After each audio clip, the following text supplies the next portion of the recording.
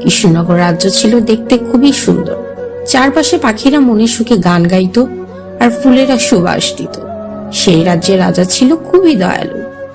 রাজ্যের প্রতিটি প্রজার যেন কোনো কষ্ট না হয় সেদিকে সে অত্যন্ত খেয়াল রাখত। এইভাবেই সুখে শান্তিতে রাজ্যের সকলের দিন কাটছিল। রাজ্যের পাশেই ছিল এক বিশাল বন। সেই বন পেরিয়ে লোকজনকে রাজ্য থেকে বাইরে ব্যবসা করতে যেতে হতো, আর সেই বন পার হয়ে রাজ্যে ফেরত আসতে হতো। সেই জঙ্গলের মধ্যে বাস করত এক টেকো শাকচুন্নি। একদিন গাছের ডালে বসে টেকো শাকচুন্নি চিন্তা করছে, এভাবে আর কয়দিন? শাকচুন্নি রাজ্যে আমি সবচেয়ে কুৎসিত শাকচুন্নি। যদি আমার মাথা টেকো না হতো তাহলে আমাকে আমার বাকি সুখীরা এভাবে টেকো টেকো বলে মজা নিত না। কি করলে আমার মাথার চুল ফিরবে কিছুই বুঝতে পারছি না। এভাবেই টেকো শাকচুন্নি তার মাথায় চুল না থাকার জন্য খুব চিন্তা করত। একদিন টেকো শাকচুন্নি চিন্তা করে সেই রাজ্যের সবচেয়ে বড় জাদুকরের কাছে যাবে, যেন সে তার মাথার চুল আবার ফেরত পায় এবং সে শাকচুন্নি সমাজে একটা ভালো মর্যাদা পায়। এই জন্য টেকো শাকচুন্নি সেই জাদুকরের কাছে যায়। জাদুকর টেকো শাকচুন্নিকে দেখে বলে, তা কি মনে করে আমার গুহাতে এলে টেকো শাকচুন্নি? দেখো, আমি খুব ভালো করেই জানি এই রাজ্যের সবচেয়ে বেশি ভালো জাদু তুমিই জানো। তুমি আমাকে বলো, আমি কি করলে আমার মাথার এই টাকটা ঢেকে যাবে? আমি আবার চুল ফিরে পেতে চাই। টেকো শাকচুন্নির এমন কথা শুনে জাদুকর হাসতে থাকে। সে কি গো, তুমি মরে ভূত হয়ে গেছো?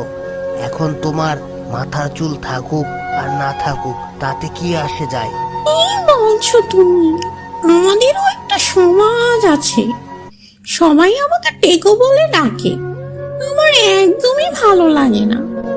তুমি বলো, তুমি যদি আমাকে সাহায্য করো আমি তোমাকে অনেকগুলো স্বর্ণমুদ্রা দিতে পারবো। তুমি তো জানো আমার কাছে স্বর্ণমুদ্রার কোনো অভাব নেই। জাদুকর শুনে এই কথা খুব খুশি হয়। ঠিক আছে, চিন্তা করো না, আমি আজ রাতে বিভিন্ন ধরনের জাদু করে দেখব কিভাবে তোমার এই টেকো মাথা ঠিক করা যায়। অন্যদিকে রাজ্য রাজামশাই এবং রানী খুবই খুশি ছিলেন, কারণ তাদের প্রাসাদে সদ্য একটা ছোট্ট রাজকুমারীর জন্ম হয়েছিল। দেখেছো, আমাদের রাজকুমারী দেখতে কি সুন্দর, তার চুলগুলো ভারী সুন্দর, সোনালী রঙের হয়েছে। তুমি আমাদের রাজ্যের সকল মনীষীদের এবং পরিরাজ্যের সকল পরীদের দাওয়াত করো। আমি চাই আমার মেয়ের জন্ম উপলক্ষে একটা বড় আয়োজন করতে। ঠিক আছে, চিন্তা করো না, আমি 2-1 দিনের মধ্যেই পরিরাজ্যে খবর পাঠানোর ব্যবস্থা করছি। এই পূর্ণিমাতে সকল পরী এবং মহিষীরা আমাদের মেয়েদের আশীর্বাদ দিয়ে যাবেন, যেন আমাদের রাজকন্যা রূপে গুণে সর্বগুণে সম্পন্ন হয়। এভাবেই রাজা তার প্রথম সন্তান রাজকন্যার জন্মের খুশিতে একটা বিরাট আয়োজনের ব্যবস্থা করতে থাকে। একদিন পর টেকো শাকচুন্নি আবারও সেই জাদুকরের গুহায় যায়।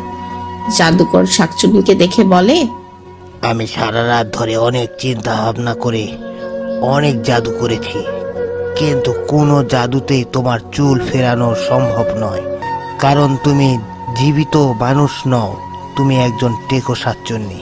এই কথা শুনে টেকো শাকচুন্নি কিছুটা মন খারাপ করে এবং সে বলে, তুমি বলছো আমার মাথায় চুল ফিরবে না? তাহলে তুমি কিসের জাদুকর হলে? তবে এখন একটা উপায় আছে।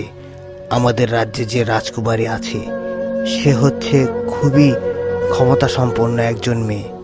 তুমি যদি তার মাথার চুল নিয়ে তোমার মাথায় লাগাতে পারো তাহলেই তোমার চুল ফিরে আসবে। এই কথা শুনে টেকো শাকচুন্নি খুব খুশি হয়। এই তো খুব ভালো কথা, আমি এক্ষুনি গিয়ে রাজকন্যার মাথা থেকে সব চুল নিয়ে নিচ্ছি। না, এখন তুমি রাজকন্যার মাথার চুল নিয়ে এলে কোনো লাভই হবে না। তুমি অপেক্ষা করো, এই পূর্ণিমার রাতে সকল জাদুকর ও সকল মহিষী পরী আসবে রাজকন্যাকে আশীর্বাদ করতে। তাকে আশীর্বাদ করার পর তার চুল আরো শক্তিশালী হয়ে যাবে, আর সেই চুল শক্তিশালী লাভ করবে। এরপর তুমি যদি তার চুল নিয়ে আসতে পারো তাহলে তুমি সব সময়ের জন্য তোমার চুল পেয়ে যাবে। এই কথা শুনে টেকো শাকচুন্নি বলে, ঠিক আছে, তোমার কথা আমার ভালো লেগেছে। আমি চিন্তা করছি এই পূর্ণিমা পর্যন্ত অপেক্ষা করব। পূর্ণিমার পর আমাকে আর কেউ টেকো বলে ডাকতে পারবে না। আমি অবশ্যই রাজকন্যা সব চুল নিয়ে নিব আর আমার নিজের মাথায় লাগিয়ে নেব। এভাবেই টেকো সবসময় খুশি হয়ে সেই পূর্ণিমা রাতের আসার অপেক্ষা করতে থাকে। অবশেষে সেই পূর্ণিমা রাত চলে আসে।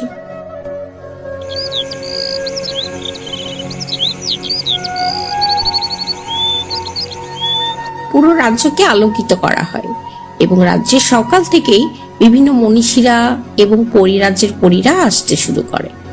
রাজা এবং রানী মহা খুশি তাদের মেয়েদের এই জন্মের উৎসব নিয়ে। রাজামশাই, আপনি আমার কথা রেখেছেন। আমি যেভাবে বলেছিলাম ঠিক সেভাবে আমার মেয়ের জন্মের উৎসব উদযাপন হচ্ছে। আমি খুবই খুশি। এখন পরীরা আমার মেয়েকে কি উপহার দিবে আমি সেই অপেক্ষায় আছি। তুমি চিন্তা করো না, আমাদের মেয়ের যেন ভালো হয় সেদিকে খেয়াল রেখেই পরীরা আশীর্বাদ করবে। অন্যদিকে রাজপ্রাসাদের বাইরে টেকো শাকচুন্নি গাছে গাছে ঘোরাঘুরি করছিল। আরে এই কি হচ্ছে? এই কি হচ্ছে আমার সাথে? এই বাচ্চা একটা মেয়ের চুল ধরাতে আমি এত বড় একটা আঘাত কি করে পেলাম? আবারও টেকো শাকচুন্নি চেষ্টা করে। এবারও সে রাজকন্যা চুলে হাত দিতে গিয়ে কোনো কিছুই করতে পারে না, বরং সে নিজেই আহত হচ্ছিল। এটা দেখে শাকচুন্নি বুঝতে পারে তার মানে সে জাদুকর ঠিকই বলছিল, রাজকন্যা কোনো সাধারণ মেয়ে নয়, বরং অসাধারণ শক্তির মেয়ে। আমি কোনোভাবেই তার এই চুল নিতে পারবো না। আমাকে এভাবে সারা জীবন টেকো শাকচুন্নি হয়ে থাকতে হবে। আর কোনো উপায় না দেখে সে আবারও তার গাছে ফিরে যায় এবং জঙ্গলে সেভাবেই টেকো শাকচুন্নি হয়ে বসবাস করতে থাকে।